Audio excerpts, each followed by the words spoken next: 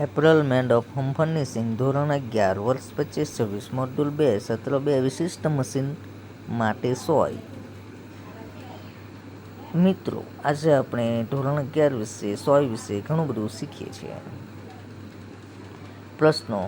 પહેલો, વિવિધ ફેબ્રિક અને મશીન પ્રકાર માટે યોગ્ય મશીન સોય કેવી રીતે પસંદ કરવી તે સમજાવો. જવાબ. ફેબ્રિક અને મશીનના પ્રકાર માટે યોગ્ય મશીન સોય કેવી રીતે પસંદ કરવી. સુનિશ્ચિત વસ્ત્રો ફેબ્રિક સોય દોરાનું યોગ્ય સંયોજન અત્યંત આવશ્યક છે. જ્યારે ત્રણ તત્વો પરસ્પર સુમેળ કાર્ય કરે છે ત્યારે શ્રેષ્ઠ પરિણામો પ્રાપ્ત થાય છે. એટલા માટે નમૂના લેવાનું ખૂબ જ મહત્વપૂર્ણ છે, કારણ કે ખોટી સોયના પ્રકાર અને સાઇઝનો ઉપયોગ કરવાથી ખરાબ સિલાઈ થઈ શકે છે. જો મિત્રો આપણે ઘણી વખત તમને ખબર જ છે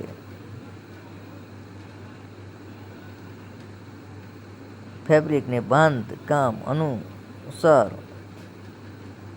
સોયનો પ્રકાર પસંદ કરવો જોઈએ. મનાવે છે ફેબ્રિકના વજનના આધારે સોયની સાઇઝ નક્કી કરો. સોયની સાઇઝ પસંદ કર્યા પછી સોયના પોઇન્ટને ફેબ્રિક સાથે મેચ કરો. સામાન્ય વસ્ત્ર બાંધકામ માટે ઉપયોગ લેવાતી સોય ઉપરાંત જે પ્રકારની સીમ બનાવવામાં આવે છે તેમાં ઘણી વાર ટોપ સ્ટિચ માટે ખાસ સોય જરૂરી પડે છે.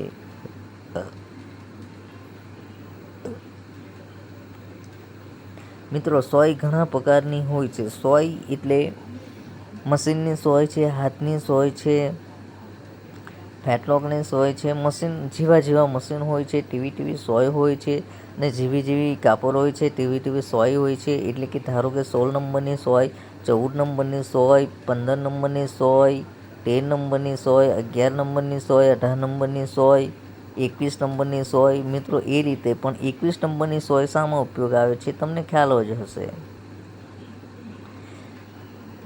હવે મિત્રો નીડલ સિસ્ટમ એ ખાસ પ્રકારની સિલાઈ મશીન માટે તૈયાર કરાયેલા સોયના સમૂહને કહેવાય છે. સિસ્ટમની દરેક સોયનું વ્યાસનું ભિન્ન હોય છે, પરંતુ તેમની લંબાઈ અને સેકનું સાઇઝ એકસરખું હોય છે. હળવા ફેબ્રિક માટે નાની સાઇઝને નંબર ધરાવતી સાંકડી અથવા પાતળી સોયનો ઉપયોગ થાય છે. ભારે કાપડ માટે વધારે સાઇઝને નંબર ધરાવતી જાડા વ્યાસની સોય ઉપયોગમાં થાય છે. નીડલ સિસ્ટમ અને સોયની સાઇઝને તમારા મશીન સાથે પછી તમે જે ઉત્પાદન સીવી રહ્યા છે તેના સાથે મેચ કરો. એટલે મિત્રો તમને ખબર છે કે જાડું કાપડ, પતલું કાપડ એ રીતને અલગ કાપડ હોય છે.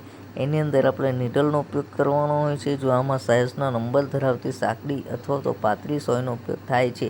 ભારે કાપડમાં તો વધારે સાઇઝ નંબર. જો હું તમને સાદી ભાષામાં સમજાવું તો એમ કહેવામાં આવે છે કે જાડું કાપડ, જેમ કે જીન્સનું કાપડ છે, પછી કોઈક રજાઈનું કાપડ છે, એ રીતના જાડા જે કાપડ હોય છે એ જેટલું જાડી કાપડ છે એની ઉપર સોય કેવી હોવી જોઈએ? જાડી હોવી જોઈએ. એટલે મોટી એટલે કે નંબર વધારે હોવું જોઈએ. જેમ કે 18 છે, 21 છે, પછી 16 છે, એવા નંબરની સોયનો ઉપયોગ થાય છે. જેમ કે આપણે પેન્ટ સીવવાના હોય તો આપણે 16 નંબરની સોયનો ઉપયોગ કરીએ છીએ. જ્યારે બ્લાઉઝ સીવવાના હોય તો આપણે 11 નંબરની યા 14 નંબરની સોયનો ઉપયોગ કરીએ છીએ.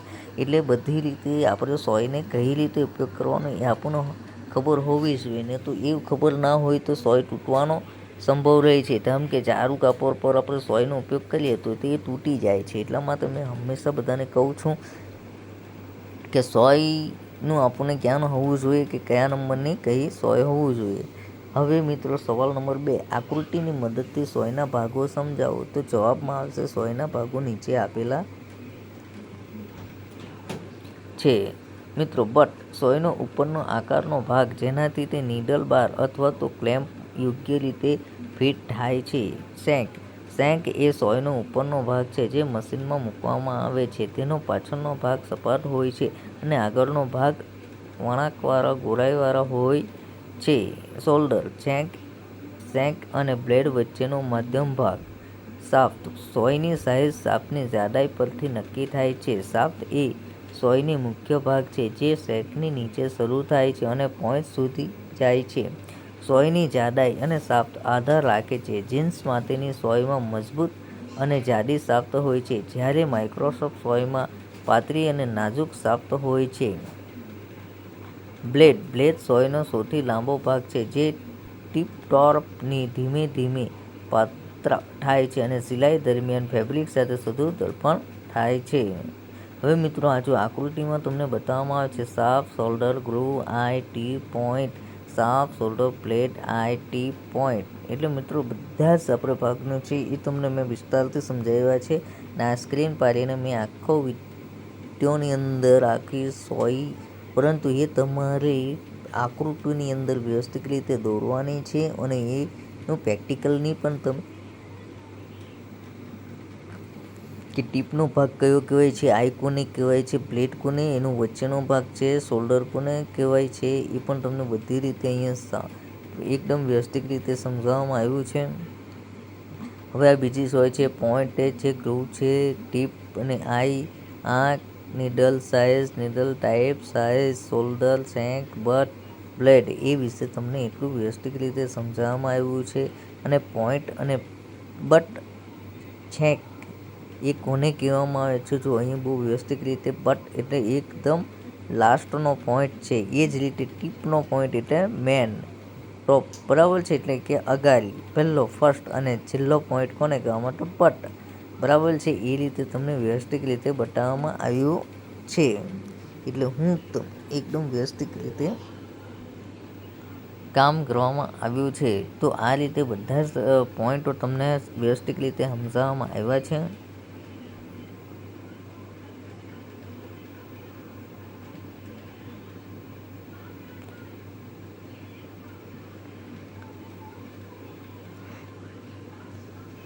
શોલ્ડર, સાઇઝ, નીડલ્સ એ જ રીતે તમને ગ્રુવ એ સોયના આંખના ઉપરમાં આવેલું સ્લિટ છે, તે ઘર્ષણ ઘટાડે છે અને સિલાઈને સ્મૂથ બનાવવામાં મદદ કરે છે. ઘરમાં ઉપયોગી થતી સોયમાં ગ્રુવ શાફ્ટના આગળના ભાગ હોય છે, જ્યારે ઉદ્યોગમાં વપરાતી સોયમાં તે પાછળના ભાગે હોય છે. સોયની સાઇઝ જેટલી વધારે તેટલી ગ્રુવનો આકાર પણ મોટો હોય છે. સ્કાર્ફ તે સોયના પાછળની બાજુએ આંખની ઉપરનો ભાગ છે. સ્કાર્ફ સોયની એક બાજુનો ખાંચો છે. સ્કાર્ફનું સ્થાન, આકાર અને તેનું ટાંકા વિવિધ પ્રકારના ઘેરા કાપડ સાથે એકરૂપતા વધારે કરે છે. બોબિન કે હૂકને ટોચના સ્પૂલ થ્રેડ સાથે જોડવા દે છે અને ટાંકા બનાવે છે. આંખ એ સોયના ટોપ પાસે આવેલું છિદ્ર છે જેના માધ્યમથી દોરો પસાર થાય છે. સોયના પ્રકાર પ્રમાણે આંખનો આકાર, સાઇઝ બદલાતી હોય છે.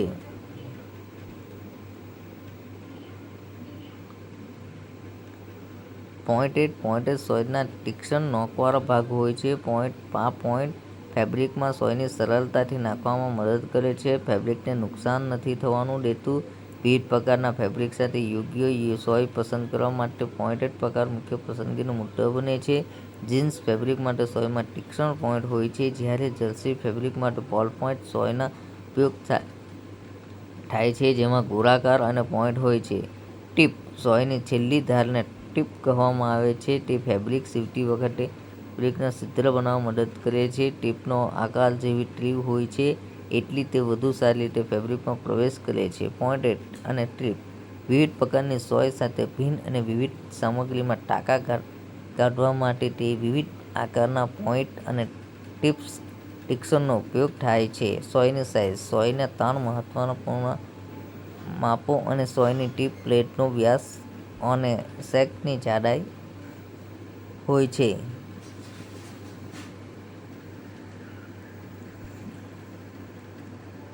પોઈન્ટ તીક્ષ્ણ અને નોકવાળા ભાગ હોય છે. પોઈન્ટના ફેબ્રિક સોયને સરળતાથી નાખવામાં મદદ કરે છે. ફેબ્રિક નુકસાન નથી થવાનું દેતું. વિવિધ પ્રકારની ફેબ્રિક સાથે યોગ્ય સોય કરવા માટે પોઈન્ટ પ્રકાર મુખ્ય પસંદગી મુદ્દો બને છે.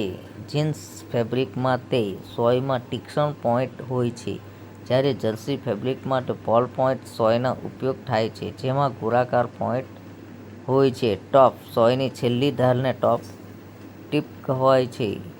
ફેબ્રિક સીવતી વખતે ફેબ્રિકમાં છિદ્ર બનાવવામાં મદદ કરે છે. ટીપનો આકાર જેવો ટીપ હોય છે જેટલી તે વધુ સારી રીતે ફેબ્રિકમાં પ્રવેશ કરે છે. પોઈન્ટ અને ટીપ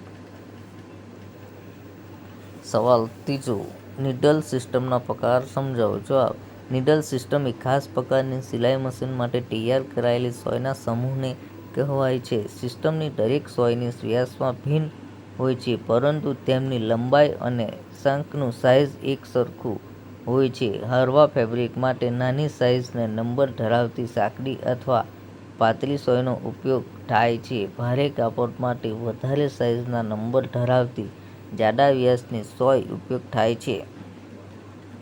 નીડલ સિસ્ટમ અને સોયની સાઇઝને તમારા મશીન સાથે પછી તમે જે ઉત્પાદન સીવી રહ્યા છો તેના સાથે મેચ કરો.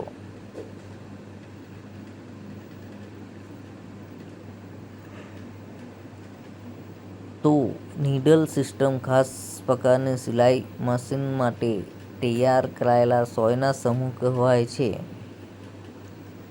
સિસ્ટમના દરેક સોયનું વ્યાસમાં ભિન્ન હોય છે, પરંતુ તેમની લંબાઈ સાઇઝના એકસરખી હોય છે. હળવા ફેબ્રિક માટે નાની સાઇઝને નંબર ધરાવતી સાંકડી અથવા પાતળી સોયનો ઉપયોગ થાય છે. ભારે કાપડ માટે વધારે સાઇઝને નંબર ધરાવતી જાડા વ્યાસની સોયનો ઉપયોગ થાય છે. નીડલ સિસ્ટમ અને સોયની સાઇઝને તમારા મશીન સાથે પછી તમે જે ઉત્પાદન સીવી રહ્યા છો તેના સાથે મેચ કરો. એટલે કે મિત્રો, તમે જે કાપડ સીવ્યો છો એ અને સોય અને બેનું મેચ કરો. તમારે એ વસ્તુ ખાસ ધ્યાન રાખવાની છે. કાપડ કયા પ્રકારનું છે. જો જાડું કાપડ હોય તો એકવાર પાછું આપણે કહીએ છીએ, જાડું કાપડ હોય તો સોય મોટી લેવાની. મોટી એટલે મીન્સ કે જાડી એટલે કે મીન્સ કે નંબરમાં વધારે હોય છે. હવે એ જ રીતે તમારે પતલું કાપડ હોય તો નંબર ઓછા લેવાનો. ધારો કે 11 નંબરની સોય વપરાય તો ચાલી જાય. બ્લાઉઝની અંદર 90% 11 નંબરની સોય વાપરવામાં આવે છે. અને લેસનું કાપડ થોડું સ્ટ્રેચ મીડિયમ હોય તો તમે 14 નંબરની પણ વાપરી શકો છો, પરંતુ એકદમ પાતળું કાપડ હોય તો. અને મિત્રો, ખાસ કરીને અમારા વિડીયોને સબસ્ક્રાઈબ અને લાઇક કરજો કે જેનાથી બીજા વિડીયોને મિત્રો પણ ફાયદો થાય છે.